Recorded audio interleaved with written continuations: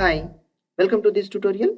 In this tutorial, I'm going to discuss with you a basic idea about group by. How we are using group by statement and execute to require to take an ideology about the group by statement, the usage in SQL. We'll see the basic idea about it as most of the people are familiar with the Excel spreadsheets like Microsoft Win Excel and these are the spreadsheets. Now see here like a sheet 1 if I take in this is one table in database table as we representing. Now I have a column with this particular table column ID and column products. Here in this products column, multiple rows are there. See here, these are the rows. Approximately it's in a 10 and apple, orange, kiwi, three fruits are there. The same thing is repeating here, means it's in a duplicate row is generating. And here again, it's an apple.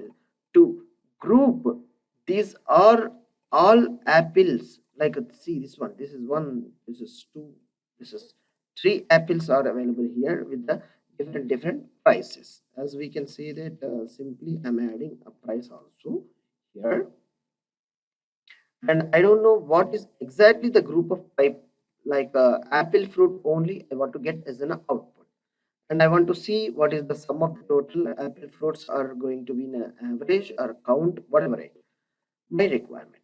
Now my requirement is to group as an apple fruits only from the out of all the data which is available in my database table. I need to require as an apple fruit information. For that purpose in spreadsheet, what I will do is here, I'm taking this and filtering by applying the filter. I can use the see. If I use only for apple, if I am selecting only for apple, it will be groups. It will be grouped the data of apple only.